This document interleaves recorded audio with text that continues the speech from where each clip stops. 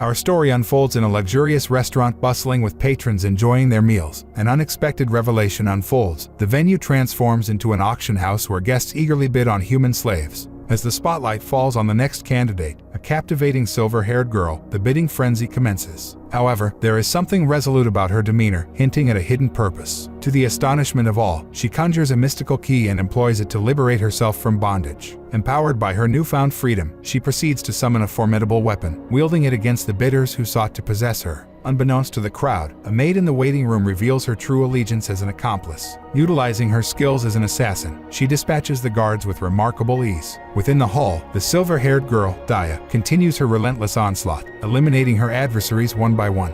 However, she is eventually overpowered by a man who harnesses magic. In her moment of peril, Daya's partner Tart arrives just in time to aid her as they find themselves surrounded. Tart creates a diversion, granting Daya the crucial moments needed to recite a potent spell. With a surge of power, she unleashes the spell, obliterating the entire premises. Outside, their lookout named Maha and their leader, Lug, stand vigilant, prepared to handle the aftermath. Witnessing the owner of the establishment attempting to flee, Lug swiftly eliminates her. The narrative then transitions to a modern world where a man, accompanied by his assistant, skillfully carries out an assassination. Curiosity piqued, the assistant questions why they don't eliminate the entire gang. The man, in his wisdom, elucidates the importance of following precise orders in their line of work. As they prepare to make their escape, they realize they have been discovered, prompting a swift entry into their getaway vehicle as their pursuers give chase. Bullets whiz through the air as a fierce exchange of gunfire ensues. In a calculated move, the man triggers an explosion, causing their vehicle to erupt in flames. Unbeknownst to their adversaries, this was all part of their meticulously crafted plan. Escaping unscathed, they evade capture by expertly leaping from the vehicle at the last possible moment. Exhausted but determined, they find respite on the ground.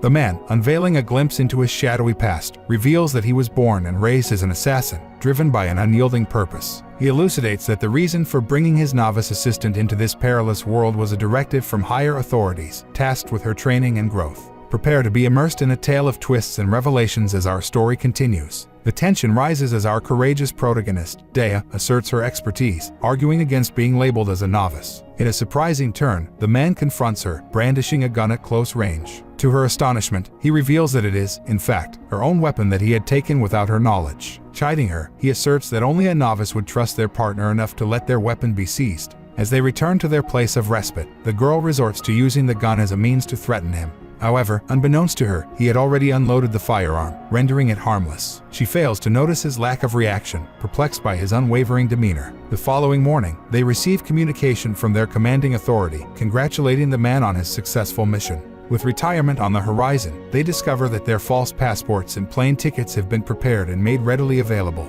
During the flight, the plane experiences a sudden jolt, and they are informed that it has been hijacked by robbers. However, the man discerns that this is a ploy to assassinate him. Swiftly taking action, he makes his way to the cockpit, assuming control of the descending aircraft. Amidst the chaos, his senses alert him to the presence of a fighter jet, poised to unleash devastating missiles, obliterating everything in its path. As he meets his untimely demise, he finds himself transported to a completely different dimension.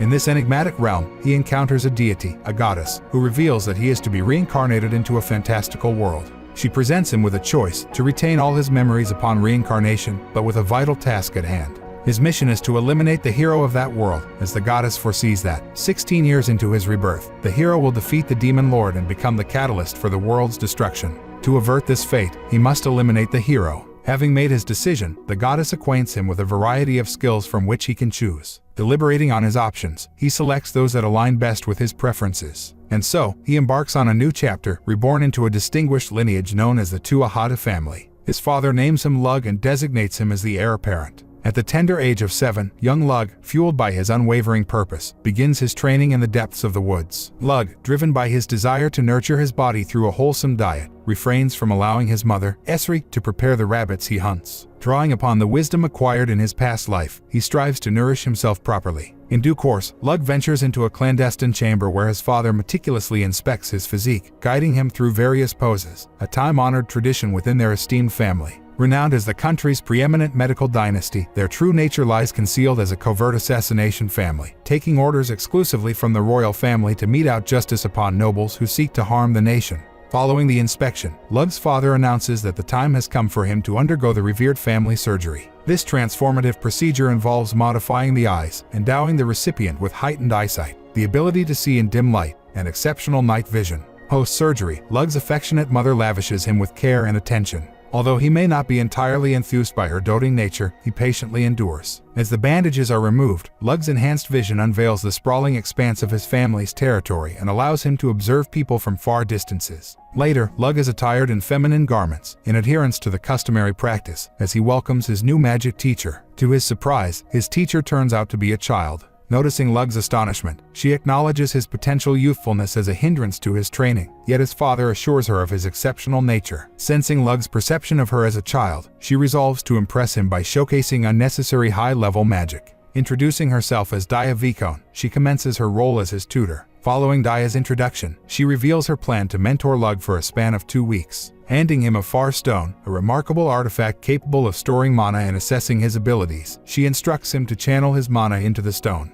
As Lug pours his mana, the stone begins to glow, but his enthusiasm leads him to overexert himself. Alarmed by the abnormal amount of mana he possesses, Daya panics, urging him to discard the stone immediately. Shortly after, the stone shatters, unleashing a powerful explosion that reverberates across the surroundings. When Cyan and Esri arrive at the scene, Daya, assuming responsibility, anticipates their disappointment in Lug's actions. However, to her surprise, they are exceptionally proud of his capabilities upon learning that he caused the explosion. The subsequent day, Daya employs the Far Stone once again, this time to ascertain Lug's magical attribute. As Lug connects with his mana and focuses, Daya tests for fire, which proves successful. They proceed to test for water, yielding favorable results, and proceed further to test for earth, with Lug successfully registering that attribute as well. To their astonishment, they venture into testing for wind, revealing that Lug possesses 4 distinct magical attributes. Under Daya's guidance, Lug embarks on his mana training, delving into a realm where he establishes a profound connection with his mana. In this state, a new spell materializes in his mind. However, when Daya prompts him to recite it, he struggles to decipher the written words. Sensing his predicament, Daya provides an example of a spell, allowing Lug to grasp the concept. Although his recitation may not align perfectly, Lug adapts the spell to his own style, harnessing its power effectively. As Lug practices his spellcasting, Daya commends his progress. Encouraged by his growth, Lug suggests attempting a spell transcribed by Daya, and surprisingly, he successfully executes it. This newfound understanding enables them to discern the subtle distinctions between each spell. With Lug's assistance, Daya formulates a spell to conjure gold. Yet, when Daya attempts to cast it, she finds herself drained of energy. Determined, Lug decides to give it a try himself and triumphantly succeeds. Inspired by his ingenuity, he devises a modified version of the spell that allows Daya to cast it without experiencing energy depletion. Later, Lug achieves success in conjuring a rifle through his magical abilities. Impressed, Daya effortlessly copies the spells he transcribes. Continuing his endeavors, Lug proceeds to create a cannon, which, when fired, triggers a massive explosion that startles Daya during the night. Regrettably, Daya informs Lug that their 2-week training period has come to an end. To commemorate their friendship and gratitude, Lug fabricates a special alloy blade, presenting it to Daya as a symbolic gesture. In return, Daya presents him with her cherished magic stone. Shortly after, Lug's father, Cyan, guides him to a prison, where he imparts his knowledge on the art of assassination. Lug queries why emotions were not suppressed from the beginning, considering their role as assassins. Cyan explains that their purpose lies in possessing human intellect rather than relying on machines, as their mission is to ensure peace in the country. Though initially puzzled, Lug accepts his father's reassurance that he will learn over time. Leading Lug to a designated room, Cyan instructs him to carry out his first kill. The inmate pleads for mercy, prompting Cyan to expose her crimes, to which she attempts to justify herself. When Lug severs her hand, her demeanor changes, and she begins hurling curses at him. In response, Lug delivers the final blow. Meanwhile, in another part of the land, a young child collapses after being abandoned by her impoverished parents. Struggling for survival, she becomes the target of a wolf pack. Lug and his parents engage with the local populace, ruling with compassion and love. Meanwhile, Lug searches for individuals with high mana compatibility, eventually encountering an elderly man. Expanding his search for a skilled assistant proficient in mana, he continues his quest. Weeks later, while on a hunting excursion, Lug tracks a pack of wolves and discovers them surrounding a defenseless little girl. Determined to protect her, Lug swiftly eliminates each wolf with precision and efficiency. Recognizing her dire hunger, he treats her to a meal. Striking a bargain, Lug proposes taking her under his care in exchange for her faithful assistance. Accepting the proposition, the girl reveals her name to be Tart, and Lug warmly welcomes her into his fold. In the midst of it all, it is revealed that the goddess had summoned a special force of elite individuals, reincarnating one of them to eliminate the hero. However, when she assesses his progress, she discovers that he has transformed into a NEET and shows no intention of becoming a fighter. Several years later, Tart finds herself serving a 12-year-old Lug as his master in the training room. Tart disrobes so that Lug can examine her as she assumes various poses. Lug has successfully trained Tart to become a flawless assistant, catering to his own needs. However, he notices that her only flaw is her limited proficiency with a spear. When she attempts to train with a knife, her skills prove to be abysmal. Realizing her struggle, Lug interrupts her training and accepts her incapability with the knife. To overcome this hurdle, he conjures a foldable spear for her, equipping her with a suitable weapon.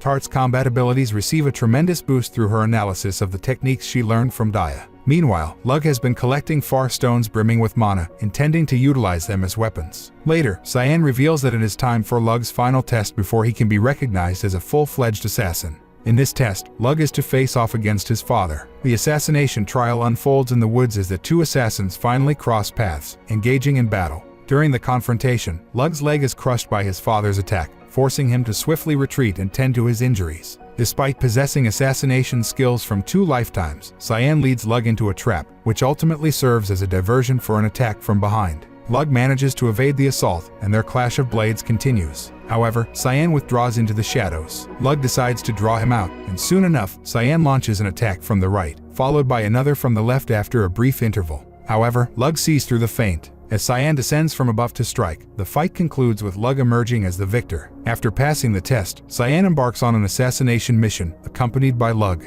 Together, they execute various nobles, employing diverse methods. Lug's father reveals the next phase of his training, to establish a false identity as a merchant who would gain access to wealthy nobles. With the new identity of a Lig Balor, Lug embarks on a 2-year training as the son of the renowned Balor merchant family. During the Sanfort party, Rona from the Branch family causes a commotion, expressing his disapproval of Lug, who is younger, inheriting the family leadership.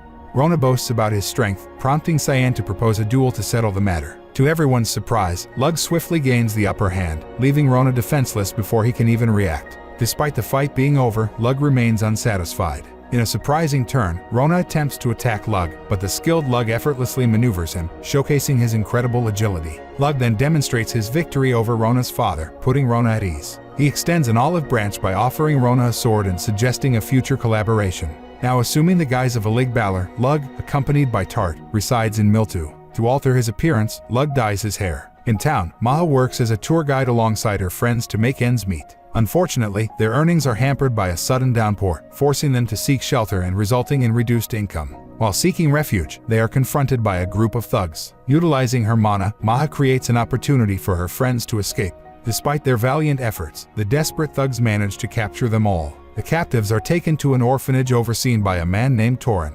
Inside, they reunite with other captured children and are given limited supplies, which they must make last for a week. Within the orphanage confines, the children are subjected to arduous chores like laundry and sewing, enduring severe beatings if they dare to misbehave or voice their discontent. Suddenly, a nobleman arrives at the orphanage, providing funds to the men in charge. They promptly dress up Maha's friend, Nifa, in fine attire before she departs with the nobleman. Subsequently, the girls are forcibly taken each night to satisfy the desires of men until they are broken. One fateful night, Noin reaches her breaking point and resorts to self-harm out of frustration. Several years pass, and Maha overhears the owner's plans to exploit her now that she has reached adulthood. Determined to escape this fate, she flees to a secluded location. There, she contemplates self-harm, but Lug intervenes, preventing her from carrying out the act. It is during this time that Maha and the other girls encounter Lug, who is visiting under the guise of a Lig Balor. Upon payment, he chooses to purchase Maha, much to Torin's surprise. Torin discloses that Lug can collect her after 3 days, during which Torin intends to indulge in his own twisted games. However, under the cover of night, Maha, filled with desperation, leaps out of the carriage and begins a frantic escape. Unfortunately, Torin's henchman, wielding mana, swiftly catches up to her and recaptures her. Just as all hope seems lost, Lug arrives in the nick of time to rescue her. Enraged, Torin commands his henchmen to capture both of them for the purpose of selling. Yet, with ease, Lug overpowers the henchman, making a bold move by threatening Torin himself. Days later, Mr. Balor, Lug's fictional father, presents him with a shop to commence his trading venture. At their home, Lug is joined by Tart and Maha, whom he has adopted as a sister, for a delightful dinner. During the meal, he shares his plans to open a shop selling cosmetics and sweets. These products will allow him to engage with the nobility who have a fondness for such items. The following day, Lug confides in his adoptive parents about his shop plans. Despite Mrs. Balor's initial dislike for Lug, as he is considered a legitimate child, he surprises her by presenting a moisturizer he has created. When she applies it and sees the positive effects on her skin, her perception of him changes, and she approves of the product. A few days later, the cosmetic shop is unveiled with the name Orna, as the moisturizer attracts numerous customers. Lug hires Maha's friends to work as shop attendants. During the night, Lug prepares himself for potential kidnappers sent by rival companies. However, Tart and Maha take matters into their own hands, and together they inflict a slow torture on the assassin until he breaks. Sometime later, Lug visits Dai at her mansion, where they collaborate on inventing and transcribing spells. They enjoy each other's company throughout the day. As Lug relaxes near his shop, he realizes that his time as a lig baller is coming to an end. Although he has successfully assimilated into high society through his cosmetic business, he eventually hands over the company to Maha, his assistant manager. Later, the workers hand bid Lug farewell with a gesture of goodwill. As Lug and Tart travel back home, they sense danger outside the carriage. It turns out to be a group of wolf monsters, prompting them to instruct other travelers to seek shelter. Taking charge, Tart prepares herself and unleashes a powerful strike, instantly slaying one of the wolves. She utilizes wind magic to swiftly dispatch the second wolf. The third attempts to flee, but Tart swiftly throws her weapon and eliminates it. After the battle, Lug realizes that the hero is likely to emerge soon, given the increased sightings of monsters. Upon returning home, Lug is warmly welcomed by his affectionate and beautiful mother. When he meets his father in the study, Lug surprises him by expressing his desire to marry Daya in the future, eliciting a surprised laugh from his father. Subsequently, Lug is assigned his first solo mission as a fully fledged assassin, tasked with eliminating a villainous count. At home, Maha provides crucial information about their target, who is the ringleader behind a dangerous drug called Visine. They receive an invitation to a party hosted by the target, where the excitement among the attending women is palpable. Once Lug introduces his new product under his merchant identity, he meets with the Count, who becomes fond of him for bringing products that bring joy to his wife. A few days later, Lug and Tart arrive at the mansion to carry out the assassination. Using his exceptional vision and a rifle, Lug snipes the Count from a distance. Later, Maha reveals that she has located the divine treasure Lug requested, a magic spear called Geel. However, it is currently possessed by a man named Satanta Magnus, who is believed to be the hero. Maha also discloses that a civil war has erupted in the kingdom where they reside, and her family has been enlisted to join the war effort. To make matters worse, the hero is fighting on the enemy's side. The following day, Lug visits Daya, but she maintains a strong facade and reassures him that he has nothing to worry about. They decide to go on a date, and Daya dyes her hair to match Lug's. During their lunch, Daya compliments Lug's cooking, noting that it surpasses the taste of restaurant dishes. After the date, as Lug heads back home, it is revealed that the entire town's inhabitants, disguised as civilians, were actually soldiers putting on a final show for Daya before she departs for war. Upon returning home, Lug discovers an injured man being attended to by Cyan. Cyan explains that the man is a client who has hired him, and he wants Lug to carry out an assassination. The target turns out to be Daya Vicon. Shocked, Lug questions why they are involving themselves in the affairs of another country. Cyan reveals that since House Vicon lost the war, certain nobles are after Daya due to her noble bloodline and knowledge of magic. Daya has reluctantly agreed to this plan in order to prevent further conflict, but the townspeople have formed a rebel army to oppose the arrangement. Cyan adds that the true client is Daya's father, and what he truly desires is for Lug to feign Daya's death, as that is the only way to save her. Lug accepts the job and sets out with Tart, who transports him part of the way using her mana to preserve their strength for the impending battle. Eventually, Tart's wind magic weakens due to mana depletion, and Lug continues the journey alone, leaving behind a tearful Tart. Lug arrives at the battleground, where the Vicon mansion is surrounded by enemies outnumbering their own forces eightfold. After careful observation, Lug begins sniping the enemy commanders one by one, which puts the opposing army on guard and prompts retaliation. By attaching explosive stones to arrows, Lug triggers powerful explosions within the enemy camp. This reinvigorates the Vicon forces, enabling them to fight back with renewed determination. Utilizing sound detection, Lug seeks an opportunity to infiltrate the mansion. Inside, Lug reunites with Daya. Following their reunion, Daya's father, Dimmer Vicon, introduces himself. As they strategize for their next steps, Lug plants the body of a deceased girl to stage Daya's fake death.